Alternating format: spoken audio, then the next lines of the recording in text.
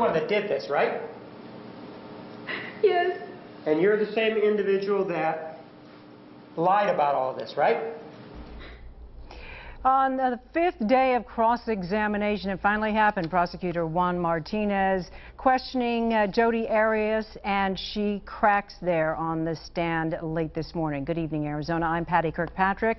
Arias broke down after Martinez showed her a picture of Travis Alexander's dead body. The ex-boyfriend she says she killed in self-defense was in the courtroom when she crumbled on the stand one of two times she did it today. Mike, quite a finish to cross-examination for the week, but you're in the courtroom. Is it authentic? Are you buying it? Well, let me tell you, Patty, all I can tell you is that in a courtroom drama that's already destined for the record books, today, the most dramatic day by far. The day, as you say, when prosecutor Juan Martinez questioned Jodi Arias about the day that Arias shot, repeatedly stabbed, and slit the throat of her lover, Travis Alexander. Do you remember that we're talking about Travis Alexander? Let's start with that. Yes, I remember that. That's why we're here, because you killed him, right? Yes. And finally, on the fifth day of an often excruciating, bizarre, and explosive cross-examination, it was go time for fiery prosecutor Juan Martinez as he grilled Jodi Arias about the moments in which Arias admits she killed lover Travis Alexander in what she now claims was self-defense, after she says Alexander became enraged when she dropped his new camera while she was taking photos of him in the shower. You claim that he grabbed you and threw you down, right? Yeah, he body slammed me. He body slammed you down, right? Yes. Martinez challenging every aspect of Jodi Arias' version of events, including her claims that she fled into Alexander's closet. You're telling us that this individual that's standing and you're down, that's in really good shape, that's in really angry, and you're running down this hallway, you're telling us he can't catch you because you're way faster, right? That's not what I'm saying. He's running after you, though, is what you did tell us, though, right? I didn't look behind me, but I assumed. And then, as the morning session came to an end, Martinez showing Arias and the court a photo of a dead or dying Travis Alexander lying in the shower, bringing Arias to tears and prompting the following exchange. Ma'am, were you crying when you were shooting him? I don't remember. Were you crying when you were stabbing him? I don't remember. How about when you cut his throat? Were you crying then? I don't know. So take a look then. And you're the one that did this, right? Yes. And you're the same individual that lied about all this, right? Yes. So then take a look at it. All right, we're going to take the noon recess at this time.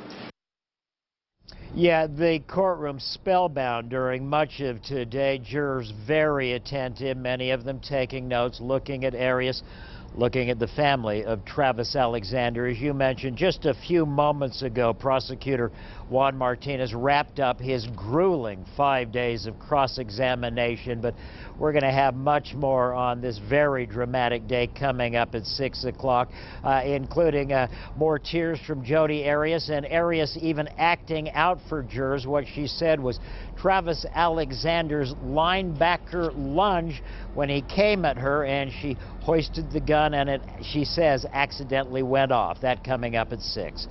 In downtown Phoenix, I'm Mike Watkins for 3 TV. Would you agree that you're the person who actually slit Mr. Alexander's throat from ear to ear? Yes. Fireworks and waterworks this afternoon as the prosecution wrapped up its questioning of admitted killer Jodi Arias. Good evening, Arizona. I'm Fields Mosley. And I'm Carrie Pena in tonight for yet Arias has been examination ended in dramatic fashion late this afternoon with Arias breaking down on the stand. Our Mike Watkins live outside Superior Court. And Mike, Arias had to answer some pretty specific questions about the day she killed her lover.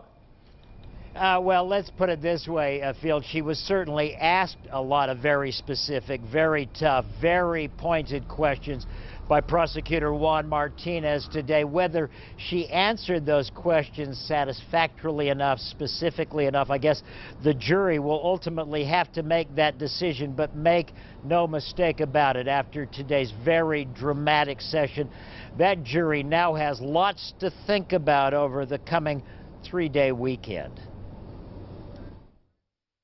Show me the linebacker pose.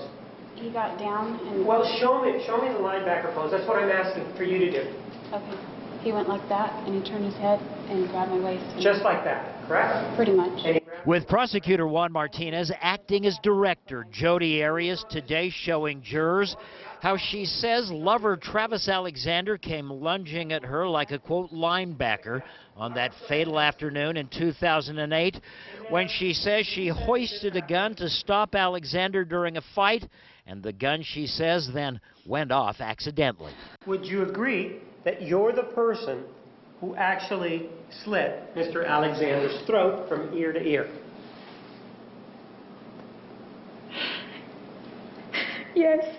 And while Jodi Arias stuck to her story that she went into a, quote, fog and remembers virtually nothing about those events after the gun went off, the relentless prosecutor persisted, reminding Arias, jurors, and a spellbound courtroom of the many steps that Jodi Arias seemed to take immediately after the killing, seemingly to cover her tracks despite that, quote, fog. And all of these lies, ma'am, are meant for your benefit so that you can escape responsibility. I don't see how that's to my benefit, but I don't know what you mean by benefit, but yeah, so I could escape whatever for the time being. And then Martinez replaying for jurors one of the most infamous pieces of evidence in this sensational trial. Jodi Arias telling a TV interviewer that no jury would convict her. No jury is going to convict me. Why not? Because I'm innocent, and you can mark my words on that one. No jury will convict me. You believe that no jury would convict you because you were going to lie your way out of it, right? Objection argumentative. The state. I don't have anything else. Thank you. Yeah, and that wrapped up these 5 days, grueling cross-examination. As we say, the jurors now have a 3-day weekend. They undoubtedly need it after all they have been through this week. But Jodi Arias not off the stand yet. She'll be back on for redirect questioning from her attorneys as they try to do damage control on Monday. And then what could be one of the most interesting insights into this trial, jurors will be able to submit some questions. The judge can reject some, but we might get an insight into what they think of Jodi Arias when jurors are able to submit questions. That could come on Monday. Of course, we'll continue to follow in downtown Phoenix. I'm Mike Watkins for 3TV.